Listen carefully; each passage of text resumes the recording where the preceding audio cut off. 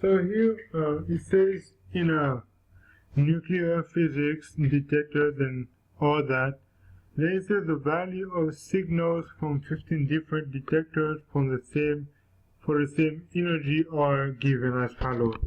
So I will only do part A, and you guys can do the box and whisker diagram, and part C is basically looking at part A, what the answer should be. So I will leave that for you.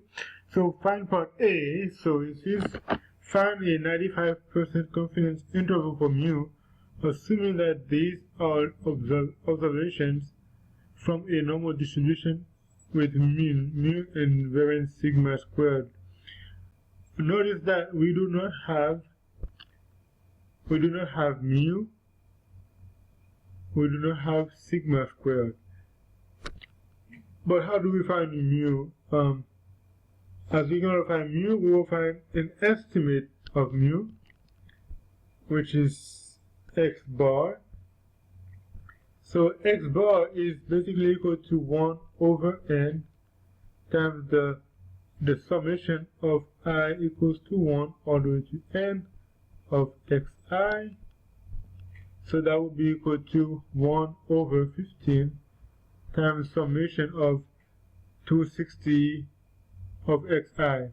So 260 plus 216 plus 259 and all that. And that would be equal to 245.8. 245.8 after recalculation. Now, because we cannot find sigma, because remember we don't know the mean of the population, so we find an estimate. And the same way, we don't know the mean of the we do not know the variance or the standard deviation of the population. So we find an estimate, which is S. And how we find S is the square root of 1 over n minus 1 times summation of xi minus x bar, all that squared.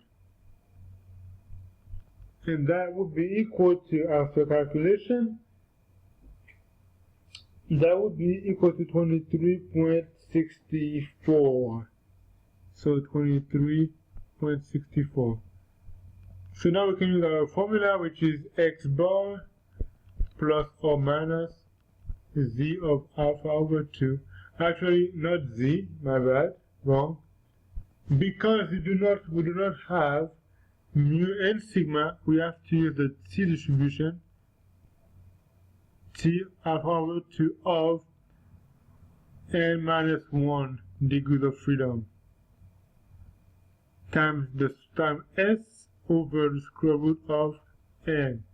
So we have x bar, which is 245.8 plus or minus, we don't know t of alpha and minus 1 degrees of freedom, but we know s is 23.64 and n is the square root of 15.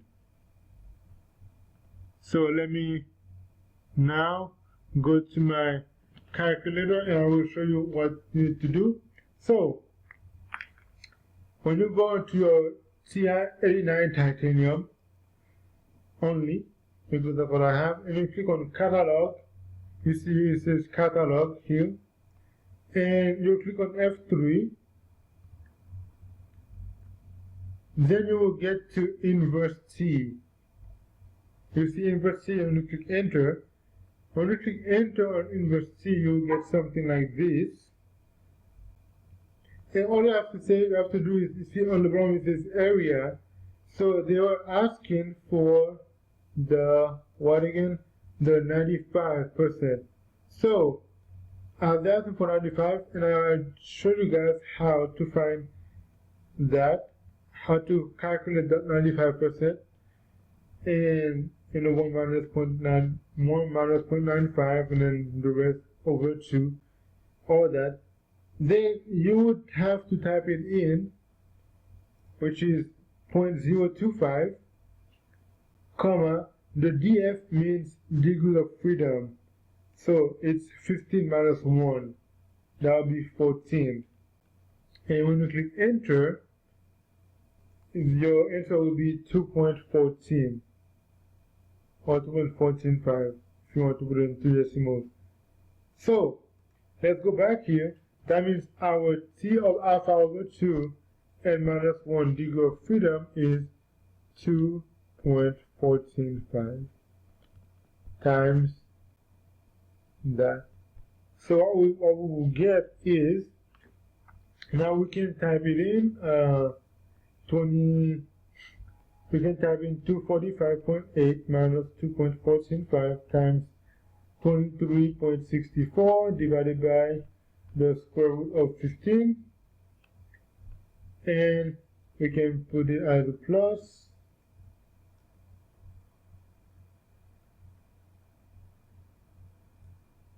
So this would be the answer when you put it in. You get 232.707 and 258.893. So I'll go back here and then put it in as 232. I'll put it in blue and red this time.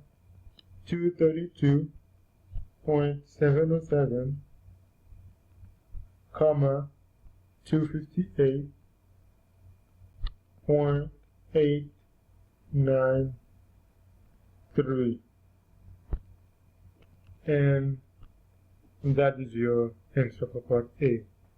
Part B and part C you guys can do by yourself. Basically just know how to do the box and whisker, and then know how to interpret the result that we have received in here. So guys, this is it.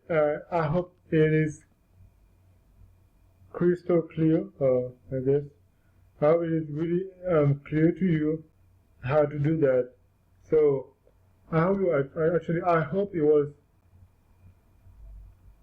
I hope you guys understand. That's one, and you can do it now. So thank you for watching that video, and have a great day. Bye.